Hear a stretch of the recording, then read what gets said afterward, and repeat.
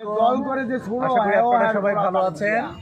আমি এখন এখানে আমার অনেক বন্ধু বান্ধব, ওয়েল উইশার এবং আমরা যারা সমমনা ঘুরে দেখাও একটু, আমরা যারা সমমনা আমরা সবাই একটু বসছি সুন্দর একটা এই কাঠবাদাম গাছের নিচে বাইরে। হ্যাঁ হ্যাঁ সেটাই বললাম তো, কাঠবাদাম গাছের নিচে বাইরে অনেক রোদ, কিন্তু কাঠবাদামের ছায়াটা খুব ভালো লাগছে। আর ভালো লাগছে এখানে যারা উপস্থিতি ওনারা সবাই আসলে কারো একটু বয়স হয়েছে, কেউ একটু বয়স কম, কিন্তু তারুণ্য, ভিতরে তারুণ্য আছে, সবার তারুণ্য আছে। যেমন আমার বয়স কিন্তু বেশি না, কিন্তু তারপরেও আমি বলি মাত্র 25। হ্যাঁ, তো যাই হোক, এখন ওইটাই তো ভাবতে হবে। আমি যদি আমার আসল বয়সটা চিন্তা করি তাহলে তো আমি গাড়িও চালাতে পারবো না, গাড়ি চালানো বহুত আগে শেষ। ওগুলি চিন্তা করে লাভ নাই, যতক্ষণ আল্লাহ সক্ষম রাখছে থাকতে চাই। এখন আসলে আমাদের দেশের রাজনীতি কোন পথে, এগুলো নিয়ে আলাপ করছিলাম।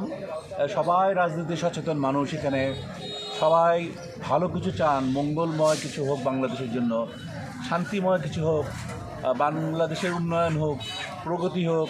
আমরা সবাই একসাথে মিলেমিশে ভ্রাতৃত্ব সৌহার্দ্য নিয়ে যেন আমরা সমাজে বসবাস করতে পারি, এবং মতলবকে আমরা যেন সবাই হাতে হাত রেখে একসাথে মতলবের উন্নয়ন করতে পারি। এই সমস্ত বিষয় নিয়ে আলোচনা হচ্ছিল।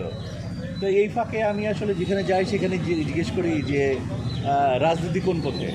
তো সবার মতো বরাবরের মতো সবাই আজকে একই কথা বললেন যে আসলে রাজনীতি কোন পথে বলা খুব মুশকিল। এতগুলি দল এত ধরনের কথা বলতেছে যে এগুলোকে সমন্বিত করে আবার একটা সাথে আনা, এটা কিন্তু একটু কঠিন ব্যাপার হয়ে যাচ্ছে।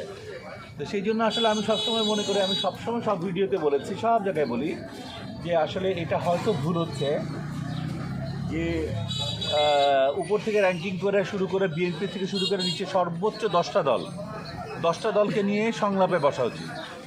আমি 70টা দল নিয়ে সংলাপে বসে 70টা দলের 40টা মতামত, তা আমি কোন মতামতের মধ্যে আমি শেষে আমি এসে দাঁড়াবো?